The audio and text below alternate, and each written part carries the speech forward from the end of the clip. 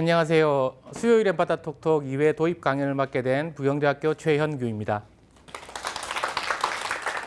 날씨도 덥고 이런 장마에 해양교육에 관심을 가지고 여기까지 찾아와서 교육을 들어주시는 여러분들에게 정말 감사드리면서 오늘 제가 할 이야기는 해양에너지, 그 파력 발전에 대해서 이야기를 나눠보고자 합니다. 발전이라고 하면 전기를 생산하는 걸 말해요. 전기를 생산하는 방식은 여러 가지 방식이 있지만 대부분 터빈을 돌려서 전기를 생산합니다. 그런데 그 터빈을 돌리는데 어떤 힘을 이용하느냐가 에너지 발전 방식이 될 거예요. 나중에도 말씀을 드리겠지만 태양광이나 그리고 연료전지를 제외하면 대부분은 다 터빈을 돌려서 전기를 생산하거든요. 그럼 오늘 말씀드릴 파력발전도 파도의 힘으로 터빈을 돌려서 발전을 하게 될 겁니다. 자, 신재생 에너지의 필요성이에요. 자, 현재 신재생 에너지의 사용과 개발에 대해서 여러분들은 어디선가 한 번쯤은 다 들어보셨을 겁니다.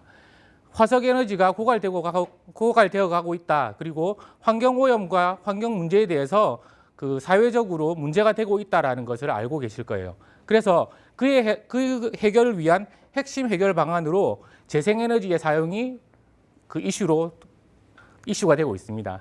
그리고 친환경 에너지 산업이 신성장 동력이 되어서 선진국에서는 신재생 에너지에 대한 꾸준한 연구 개발과 보급 정책을 추진하고 있어요.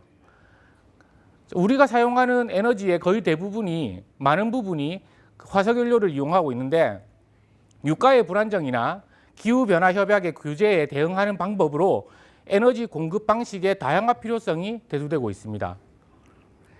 우리나라는 이에 따라서 2030년까지 1차 에너지의 21.5%를 신재생 에너지로 공급하겠다는 중장기적인 계획을 밝히고 있어요.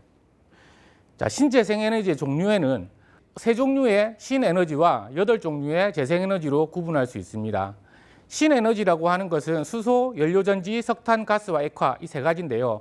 사실 이 신에너지는 화석연료의 사용을 하고 있어요. 지금 현재는. 그래서 완전한 친환경 에너지라고 말하기는 조금 힘든 부분입니다. 그에 비해서 재생에너지, 태양광, 태양열을 비롯해서 오늘 말씀드릴 해양에너지는 재생에너지예요. 재생에너지라고 하는 것은 이 에너지를 가지고 전기를 만드는데 이산화탄소, 온실가스 배출을 하지 않겠다라는 이야기죠. 오늘 말씀드린 해양에너지는 발전 부분에 있어서는 아직 재생에너지에서 걸음마 단계에 불과하다고 합니다. 해양에너지, 파력발전에 앞서서 먼저 조력발전과 조류발전에 대해서 말씀을 드릴게요. 아까 처음에 말씀드렸듯이 결국 발전이라고 하면 터빈을 돌리는 건데, 자, 앞에 보이는 울돌목 조류발전소입니다. 울돌목은 우리가 명량이라는 이름으로 더 잘 알고 계실 거예요. 역사적으로도 뜻깊은 곳이죠. 조류발전소는 강한 조류가 있는 곳에서 바닷속에 조류에 의한 터빈을 돌려서 전기를 얻는 거예요. 오른쪽에 있는 시화호 조력발전소입니다. 조력발전소는 조수간만의 차이를 이용한 물 높이 차이, 해수면의 높이 차이를 이용해서 발전을 하는 건데 연간 발전량이 소양강댐의 1.6배 정도 된다고 합니다. 현재. 오늘 핵심으로 말씀드릴 파력발전소입니다. 지금 그림에 보이시는 거는 제주 용수리에 있는 파력발전소인데요. 실제로 용수리에 가보시면 용수리 산책로를 걸어가시면 쉽게 발견하실 수 있습니다. 길이나 폭이나 수심 이렇게 앞에 설명이 되어 있고요. 이게 우리나라의 국산 기술로 지금 핵심 기술이 국산 기술로 다 들어가 있다고 해요. 그래서 2030년까지 이 기술을 바탕으로 200여 기를 이제 전국에 보급하겠다라는 해양수산부의 장기적인 계획이 발표되었습니다. 자, 파력발전소, 파도의 힘으로 어떻게 터빈을 돌리냐 하는 건데요. 파력발전 방식은 요 3가지가 있습니다. 3가지 외에도 좀 더 있지만 가장 대표적인 3가지만 말씀을 드릴게요. 첫 번째는 진동수주형이에요. 우리가 과학이나 공학을 조금 공부하시다 보면 아시겠지만 글자 자체를 이해하는 것으로 뜻을 어느 정도 짐작할 수 있거든요. 진동수주라는 게 물 기둥이 움직인다라는 이야기입니다. 물 기둥이 움직이면서 파랑에 의해서 수면의 높이 차이가 생기고 그에 의해서 공기가 들락날락하게 되겠죠. 그 들락날락하는 공기를 이용해서 터빈을 돌리는 방식입니다. 두 번째 가동물체형은 해수면에 떠 있는 부체가 상하 운동 또는 회전 운동을 하게 되고 그에 따라서 유압 모터, 그 유압 실린더를 통해 가지고 전기를 생산하는 방식이에요. 실제로 이 가동물체형이 우리나라에 처음에 울산 앞바다에 만들어졌었습니다. 그런데 파도를 받다가 보니까 이 친구가 너무 힘든 거예요. 그래가지고 그 설비가 되고 얼마 되지 않아서 파손이 됐습니다. 유실이 됐어요. 세 번째는 월파형인데요. 월파형은 경사면을 타고 파도가 이렇게 넘어오면 파도의 높이차를 이제 위치 에너지로 변환시켜서 하부에 있는 그 터빈을 돌려가지고 전기를 얻는 방식입니다. 마치 그 댐에다 물을 가둬서 수력 발전을 하는 원리하고 비슷하게 생각하시면 어렵지 않을 겁니다. 이런 파력 발전에는 장점과 단점이 뚜렷하게 나타납니다. 장점을 보시면 친환경 에너지다, 그리고 지속 가능하다, 이 에너지 자원이 무한하다, 그리고 이산화탄소 배출량이 제로다. 이렇게 기초과학적으로 접근하게 되면 아주 많은 장점이 있다는 거예요. 하지만 초기 개발 비용이 아주 높고요. 그리고 파도가 칠 때, 파도가 높을 때만 에너지가 공급이 되고 파도가 약할 때는 에너지 공급이 어렵습니다. 그에 따라서 파도의 밀도나 파도의 크기에 따라서 지역이 제한되어 있어요. 설치될 수 있는 지역이. 그리고 파도를 직접 맞다 보니까 아무래도 물리적인 내구성이 중요하고요. 그리고 염분에 의해서 부식이 될 수 있기 때문에 유지 비용이 아주 높게 든다고 합니다. 그리고 이런 해양 플랜트가 바다에 설치되었을 때 그 주변의 생태계에 어떤 문제가 일으키지 않는지 그걸 확인하는 것도 하나의 숙제가 되겠죠.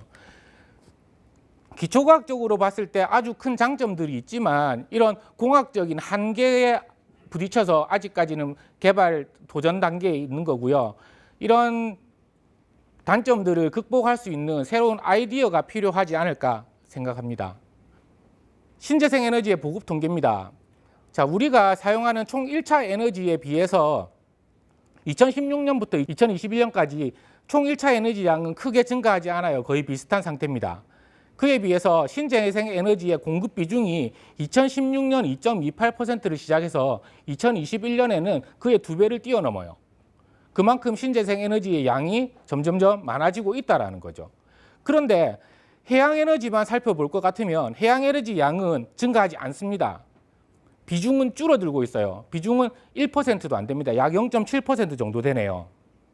그러면 우리가 이런 해양 에너지의 그 발전을 위해서 어떤 노력을 해야 되는지 이런 것들을 한번 생각해 볼 때가 아닌가 싶습니다. 그래프로 한번 나타나 봤고요. 요거는 이제 신재생 에너지 센터 홈페이지에 요 자료가 수록이 되어 있어요. 2021년까지. 그리고 몇 달 있으면 2022년 거도 나온다고 합니다. 신재생 에너지 생산량이 점점 증가하고 있다 정도만 이해하시면 되는데 여기서 중요한 거는 신재생 에너지 중에 태양광이 절반을 차지합니다. 그리고 바이오 에너지고요. 그리고 연료전지, 수력, 풍력, 그리고 위에 IGCC라고 되어 있는 게 석탄가스와 석탄가스화거든요. 그래서 석탄가스화나 연료전지 같은 경우는 아직까지 친환경 에너지라고 말씀드리기는 힘듭니다. 그냥 신재생 에너지에 포함되어 있는 정도다라는 거고요. 해양 에너지는 아주 슬프게도 1%에 지나지 않습니다. 혹시 이분 누군지 아시는 분 계십니까? 아무도 안 계세요? 이분이 그 반기문 사무총장 다음으로 당선된 유엔 사무총장님이세요. 유엔 사무총장인데 이분이 이제 영어로 되어 있어서 한번 해석을 해볼 것 같으면 우리 지구를 태우는 것을 멈추고 우리 주변에 있는 충분한 재생 에너지에 투자를 할 때이다라고 이야기를 합니다. 이분이 처음에 당선이 되고 나서부터 행보가 계속 이런 패턴을 가지고 있는데 실제로 2주일쯤 전이에요. 6월 15일로 제가 이제 기사를 봤는데 6월 15일에 그 기후협회 그 최고위원들하고 만나는 회동 자리 이후에 그 기자회견을 하게 됩니다. 기자회견에서 어떤 말을 하냐면 그 화석연료의 채굴을 멈춰라라는 이야기를 해요. 지금까지는 일반적으로 이산화탄소 감축을 위해서 어떤 노력을 할 것이냐, 이산화탄소 감축의 국가적인 어떤 차원의 예방을 할 것이냐라는 질문을 계속했었다면 이분은 이산화탄소 감축이 중요한 게 아니다. 석유를 파는 자체를 멈춰라라고 이야기를 해요. 그러면서 재생에너지 도입을 가속화시키는 데 있어서 선진국의 기술적, 재정적 지원을 해라고 강조하고 있습니다. 그러니까 지금 개발도상국의 경우에는 석유를 사용하지 않으면 자기 나라의 개발이 어려웠다는 거죠. 이 이전에 100년 동안 여러 강대국들이 이루었던 거를 자기들은 못 쓰게 하는 그런 입장이 된다라는 겁니다. 그러면 그 개발도상국 국가들에게 선진국이 그런 기술적, 재정적 지원을 해야 된다라는 것을 강조하고 있고, 이분이 또 물리학도라고 하시더라고요. 그럼 이런 파력 발전의 육성 과제는 어떻게 되느냐? 저는 4가지를 꼽아봤어요. 사회적 관심, 기업의 참여, 그리고 국가적 지원, 장기적인 개발 보급 정책까지 이렇게 4가지인데요. 이렇게 나열만 해놓으면 어려운데 쉽게 생각하시면 전기차 산업을 지금 생각하시면 될 것 같습니다. 자, 사회적인 관심이 높고요. 그리고 국가에서 이 산업 발전을 위해서 아주 노력하고 있습니다. 국가적 지원을 아끼지 않고 있어요. 그리고 많은 기업들이 참여해가지고 하나의 산업 생태계를 구축하고 있죠. 이것처럼 해양에너지를 개발하는 데 있어서도 그런 사회적 관심, 기업의 참여, 국가적 지원 등이 같이 있어야 이 발전이 이루어질 수 있다고 생각합니다. 그래서 오늘 이 자리에 계시는 분들이 조금 더 알고 가시고 조금 더 관심을 가져주시고 하는 게 오늘의 목표가 아닐까 이렇게 생각을 해요. 지금까지 얘기를 바탕으로 조금만 정리를 해보자면, 우리나라의 지형적인 면, 삼면이 바다라는 거, 지형적인 면과 화석연료를 전량 수입하고 있다는 측면에서 재생에너지의 개발은 국가적인 과제일 것임이 명백합니다. 하지만 그런 국내에서 파력발전에 대해서 연구를 하고 있고 하지만 그 기술이 아직까지 모자라는 걸 맞아요. 파력발전이 가장 이제 앞서 있는 나라를 살펴보면 영국이거든요. 영국이 이제 섬나라잖아요. 우리나라도 삼면이 바다고 영국도 섬나라고 해양 영토가 넓다라는 아주 비슷한 공통점이 있습니다. 그 영국에서는 발표하기를 우리가 사용하는 전체 전력량의 20%를 해양 에너지로 수급하겠다라는 그 계획을 가지고 있어요. 근데 그 20% 중에 15%가 파력 발전이고요. 나머지 5%가 조력 그리고 조류 발전이라고 합니다. 그만큼 파력 발전의 가능성이 높다라는 것을 선진국에서는 인지를 하고 있고 직접 그 개발 운용 중이라는 거죠. 그럼 우리나라도 그만큼의 가치가 있는 바다가 많은 땅에서 그 가치를 아직까지 못 찾고 있다라는 게 해양 에너지를 아직까지 사용하지 못하고 있다라는 게 조금 아쉬울 뿐입니다. 지금 서해나 남해의 도서 지역에 전력을 공급하는 데 있어서 그 비용이 만만치 않게 듭니다. 왜냐하면 전기를 만들어 놓는 거지만 전기를 도서 지역까지 수송하는 데 있어서 많은 비용이 들거든요. 그런데 그것을 조금만 생각을 바꿔가지고 섬 근처 바다에서 파력 발전을 통해서 섬에 필요한 전기를 생산해낼 수 있다면 그 나머지 제반 비용은 줄어들겠죠. 경제적 가치가 충분히 있을 수 있다는 겁니다. 또는 파력 발전으로 물을 분해보면 어떨까요? 아까 앞에서 연료전지라는 걸 말씀드렸는데 연료전지 수소에 대해서 말씀을 드렸는데 수소는 수소를 만들어내는 데 있어서 원료가 되는 게 석탄입니다. 지금 현재는. 물론 그린 수소다 블루 수소다 해가지고 많은 연구를 하고는 있지만 아직까지는 대부분 석탄을 이용해가지고 수소를 만들고 있어요. 그렇다면 수소도 청정에너지라고 말씀드리기는 어렵죠. 파력 발전을 통해서 만들어진 에너지를 수소를 만드는 데 계속 사용한다면 수소도 친환경 에너지가 될 수 있을 겁니다. 또는 부산에 사는 사람으로서 광안대교 앞에다가 설치를 했다면 어떨까요? 광안대교 근처에다가 설치를 해놓고 광안대교에서 사용되는 전력 소비량을 광안대교 근처의 파력발전소에서 계속 공급을 해줄 수 있다면 어떨까요? 또는 자동차 충전 시스템하고 연계를 한번 해볼게요. 혹시 도로 위 자동차 도로를 달리면서 충전하는 시스템에 대해서 들어본 적이 있으십니까? 광안대교 위에다가 전기차 충전 시스템을 깔아놓는 거예요. 화력발전으로 나오는 전기를 이용해서 그 충전 시스템을 깔아놓게 되면 부산의 랜드마크가 아니라 대한민국의 랜드마크가 될 수도 있을 겁니다. 더 유명해질 수도 있을 거고요. 상상이 현실이 되는 세상에 살고 있어요, 우리는 지금. 그러면 앞으로의 현실이 될 수 있는 무한한 상상력을 여러분들에게 조금 발휘해도 될까요? 네, 감사합니다. 자, 오늘 해양에너지에 대해서 강연을 했는데요. 그러면 잠깐 퀴즈를 한번 내보도록 하겠습니다. 퀴즈에 대답을 하실 분은 제자리에서 높이 손 드시면 돼요. 높이 큰 소리로 대답하시면 됩니다. 자, 오늘 파력발전에 대해서 설명했어요. 파력발전은 어떤 힘으로 터빈을 돌린다고 했죠? 큰 소리로 대답하실 분. 네, 앞에 계신 한 남학생. 파도의 힘으로 화력 발전소를 운영합니다. 네, 맞습니다. 네, 파도의 힘으로 화력 발전소를 운영한다고 했고요.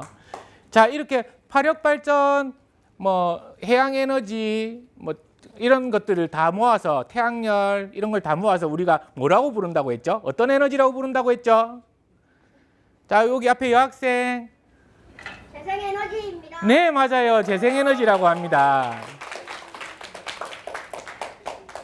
자, 그럼 마지막으로 하나만 더 해볼까요? 아까 조류발전소가 있었어요. 조류발전소가 어디에 있었죠? 높이 손 들어보세요. 네, 저기 뒤에 남학생. 울돌목. 울돌목 정답입니다. 네. 하나만 더 해볼까요? 자, 아까 조력발전소가 시화호에 있다고 했어요. 조력발전소에 그 1년 연간 발전량이 소양강 댐의 몇 배다라고 이야기를 했는데 혹시 기억나시는 분? 자, 앞에 있는 1.6배 정답입니다. 아, 정말 이렇게 강연 잘 들어주셔서 너무너무 감사드리고, 아직 아쉬운 분 계시면 좀 더 질문 한번 더 할까요? 네, 질문 한번 더 해보겠습니다. 자, 아까 유엔 사무총장이 말했던 것 중에 하나예요. 자, 우리는 지금 어떤 에너지에 집중할 때다? 자, 아까 안 했던 저기 남학생. 재생에너지. 네, 맞습니다. 재생에너지입니다.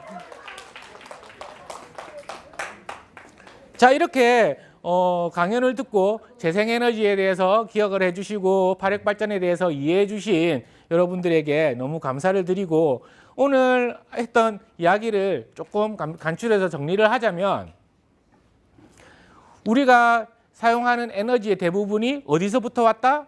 어디서부터 오고 있다? 같이 대답하시면 됩니다. 지금부터 사탕은 없어요. 지금 사용하는 에너지의 많은 양은 어디서부터 온다? 네, 화석연료로부터 온다. 화석연료가 지구온난화를 부추기고 있다라는 거죠. 그래서 지구온난화 환경 문제를 해결하기 위해서 재생에너지 사용에 대해서 조금 더 관심을 가져야 된다라는 이야기고요. 그 관심을 가지는 재생에너지 중에 저희는 해양에너지인 화력발전에 대해서 오늘 이야기를 했던 겁니다. 화력발전에 여러 가지 기술들이 많이 있어요. 공학적으로 접근해야 되는 부분이거든요. 그래서 이런 부분은 사실 오랫동안 연구를 한 사람들에게서 나오는 부분이라고 생각하실 수도 있겠지만, 젊은 머리 그리고 어린 아이디어에서부터 창출이 되는 경우도 많다고 합니다. 그래서 많은 분들이 관심을 가져주시고 이것에 대해서 조금만 이해를 하신다면, 앞으로 화력발전소가 우리나라 전국에 200여 개, 300여 개가 생겨가지고 정말 친환경적인 대한민국을 만들어 나갈 수 있는데 여러분들이 한 구성원이 될 수 있을 것 같아요. 그래서 오늘 이렇게 강의를 들어주셔서 너무 감사드리고, 지금 어린 친구들이 있는데 해양에너지 화력발전에 흥미를 갖게 되는 분이 많이 생기길 바라는 바입니다. 재생에너지나 화력발전이 더 나은 미래로 가는 동력이 되길 바라면서 지금까지 최현규였습니다. 감사합니다.